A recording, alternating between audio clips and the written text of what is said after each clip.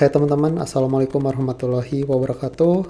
Saya ucapkan selamat bagi teman-teman yang telah lulus seleksi administrasi untuk seleksi P3K tahap 2. Dan selanjutnya bagi teman-teman yang sedang mencari materi dan juga latihan soal, bagi teman-teman yang mengambil formasi jabatan perawat terampil, dan kisi-kisi serta materinya mengacu pada Kemenpan RB. Nah, pada video kali ini kita akan memberikan materi dan juga latihan buat teman-teman supaya untuk meningkatkan peluang teman-teman lulus P3K tahap 2 ini.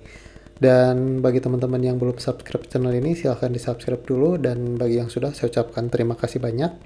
Dan selanjutnya kita akan mulai dari informasi pelaksanaan P3K. Nah, ini adalah jadwal untuk pelaksanaan P3K tahap 2 dengan tahun anggaran 2024. Dan teman-teman, untuk pelaksanaan teknis dengan CAT bagi teman-teman yang telah lulus administrasi itu akan dilaksanakan pada tanggal 17 April sampai 16 Mei tahun 2025.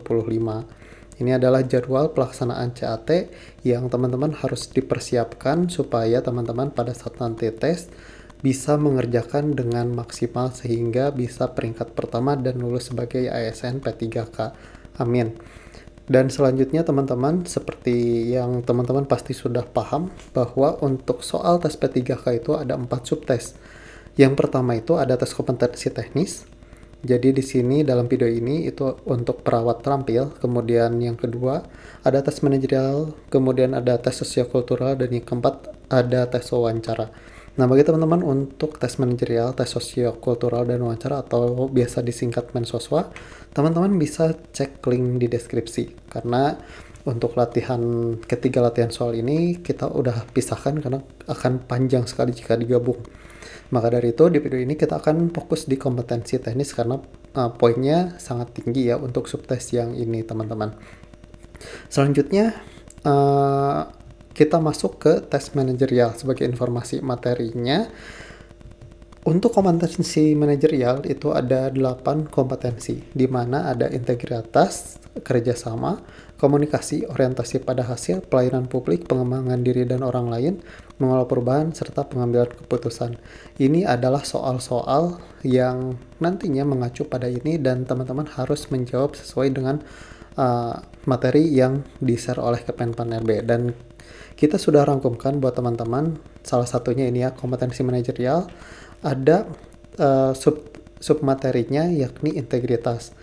Nah, di sini ada definisi terkait integritas, yakni definisi dari integritas adalah konsisten berperilaku selaras dengan nilai, norma, dan atau etika organisasi, dan jujur dalam hubungan dengan manajemen, rekan kerja, bawahan langsung, dan pemangku kepentingan. Menciptakan budaya etika tinggi, bertanggung jawab atas tindakan atau keputusan beserta resiko yang menyertainya. Nah, untuk indikator perilakunya sendiri, jika teman-teman mendapat soal yang mengacu pada definisi ini, teman-teman harus menjawab sesuai dengan indikator perilaku. Ini adalah materi yang di-share oleh Kemenpan RB, kita sudah rangkumkan ya teman-teman. Di antaranya, teman-teman harus menjawab selalu bertingkah laku sesuai dengan perkataan, berkata sesuai dengan fakta. Kemudian, melaksanakan peraturan kode etik organisasi dalam lingkungan kerja sehari-hari pada tatanan individu ataupun pribadi. Kemudian, tidak menjanjikan atau memberikan sesuatu yang bertentangan dengan aturan organisasi, dan seterusnya. Jadi teman-teman harus mengacu pada jawaban ini. Dan agar bisa menjawab sesuai dengan indikator perilaku ini, teman-teman harus sering latihan. Itu kuncinya. Selain teman-teman dihafal materi ini. Dan ini adalah sebagian materinya ya teman-teman. Untuk informasi lebih lengkapnya untuk materi semua manajerial, sosiokultural, dan wawancara kita akan informasikan di akhir video. Selanjutnya kita masuk ke materi teknis. Untuk materi teknis sendiri, acuannya kita mengacu pada kisi-kisi tahun 2024 yang di-share oleh Kemenpan RB yang secara resmi ya teman-teman, terkait materi pokok soal seleksi kompetensi teknis dengan CAT untuk seleksi pengadaan P3K tahun anggaran 2024. Dan ini adalah kisi-kisi untuk perawat terampil, di mana Ada dua kemampuan umum, diantaranya teman-teman harus menguasai materi terkait praktek keperawatan berdasarkan etik, legal, dan peka budaya.